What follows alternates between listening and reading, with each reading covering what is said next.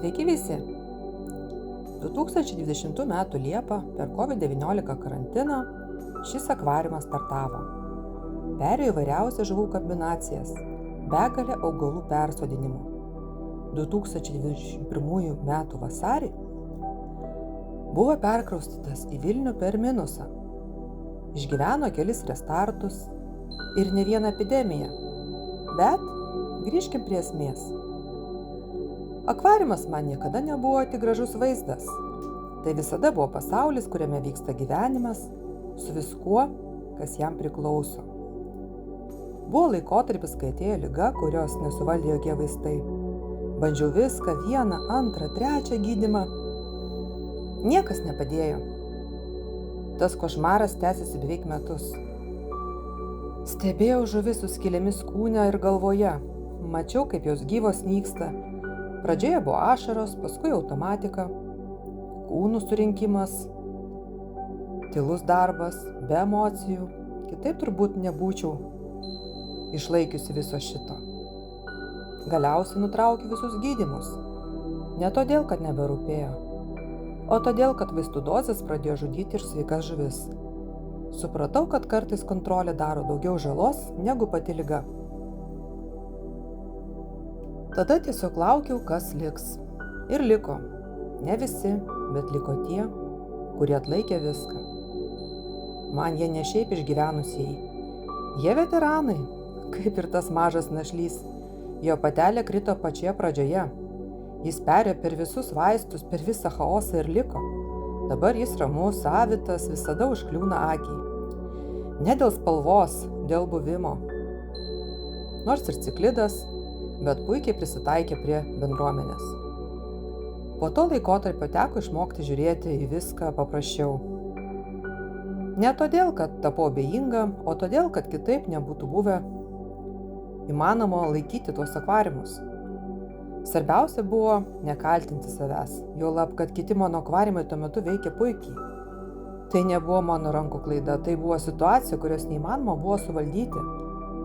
Dabar man Community Tank arba bendrasis akvariumas, tai nėra bedvasis pasaulis, jame turi būti visko, ramybės, judesio, charakterių, net chaoso. Stebiu žuvis, renkuosi pagal elgesį, spalvos jau nebe tokios svarbios kaip anksčiau, mane traukia tėkmės žuvis. Ir dabar traukia judėjimo logika, santykiai tarp jų. Ir visada didžiausias respektas toms, kurios liko. Jos laiko šitą akvariumą ne skaičiumi, o istorija. Nes kiekviena žuvis yra ypatinga, kiekviena žuvis asocijuojasi su tam tikrais dalykais, kiekviena žuvis atėjusi į šį akvariumą turi savo priežastį ir apie kiekvieną žuvį galiu papasakot savitą kelią, kodėl jinai atėjo, kodėl aš jos atsisakiau, kodėl jos vietą užėmė kitos. Lygiai taip pat, kaip kodėl aš atsisakiau skaliarų, krabų, kodėl pas mane neišgyveno guramiai, kodėl atsisakiau spalvotų ternecijų, kardonišių, molinezijų. Aš turbūt laikiau tiek daug žuvų per visus šitos metus, kad turbūt tik tai nelaikiau ciklidų, tų standartinių didžiųjų, jūrinių, o šiaip gobiai mano išbandyti buvo ne vienas, netgi laikiau tokį akvariume žuvį arkliuką. Neįsivaizduoju dabar taip pagalvoti, ko aš nesu laikiusi.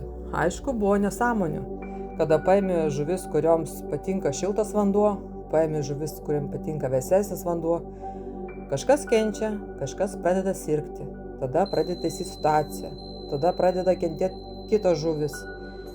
Ir kažkas krenta, kažkas išgyvena, tada matai, galvoju, ką man to reikia ir kažkaip tai vis daugiau klausimų, ką man to reikia, būdavo ties didžiuoju akvariumu, nes ten viskas vykdavo lėčiau, bet kai jau kažkas atsitikdavo, tai atsitikdavo su trenksmu.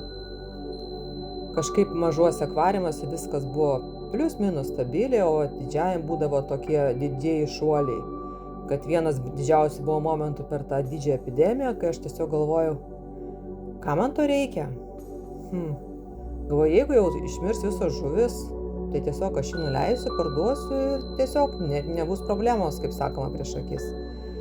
Bet gavosi taip, kad kai jau nuleidau rankas ir palikau viską likimo valiai, koks vienas trečdalis žuvų visgi išgyveno, tada buvo toks visiškas stagnacijos režimas, kada niekas nekrito, gyveno, tada pradėjo kristi tos žuvis, kurios paveikė visgi tas daugkartinis gydymas, paveikė augalus, pradėjo augalai nykti, žodžiu, bandai daryti vieną, atsiranda kažkas kitas, tada galvoju, blemba, per daug streso, tarsi turi tą akvariumą, tu jį prižiūri ir tau kasdieną stresas. Ateini, žiūri, yra žuvų, kurias reikės ištraukti, ar jau yra tos, kurios tuoj reikės ištraukti. Buvo momentų, kai reikėdavo traukti žuvis, kuriom jau buvo praktiškai paskutinioji ir tu turi traukti gyvas žuvis tam, kad jos neužkrėstų nesergančių žuvų. Ir tiesiog traukdavai, ir ištraukdavai, ir nuleisdavai, ir tada vėl traukdavai. Turbūt daugiausia streso buvo man su žaliaisiais neonais, nes ten ant pačio galo reikėjo vos nesusietų traukti tokias žuvis jau sergančias matomai, bet tiesiog nebegaliu aš žiūrėti. Ir lygiai taip pat sunkiai man sekėsi su mano mylimiausia Mungara flavatra, kai jas tiesiog liga buvo taip išėdus, kad ta prasme buvo sunku emociškai jas žiūrėti kasdieną ir buvo šioks toks palengvėjimas, kai jų tiesiog neliko. Aš jų neturėjau ilgą laiką, nes tiesiog buvo ta žuvis, kuri turėjo tokį jau stiprų charakterį. Ir visai neseniai, čia prieš savaitę, jas parsivežiau iš Akvagido kaip tik, tiesiog pažiūrėti, pabandyti, ar jos šį kartą išgyvens, ar jau pas mane viskas ten stabilizavosi, nes niekada nežinai, kaip bus, kol neįleisi žuvų. Taigi, visi darom klaidas, visi iš jų mokamės, vieni rankas nuleidžia ir akvariumus parduoda, kiti kažkaip bando iš naujo ieškoti savytų jėgų ir tiesiog kabinasi visą tai.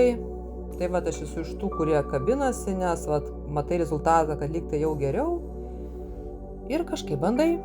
Tai o jums linkiu niekada nenuleisti rankų ir suprasti, kad visgi tai yra atskiras biopasaulis, kurio priežasčių kartais tiesiog neįmanoma nuspėti ir nusakyti.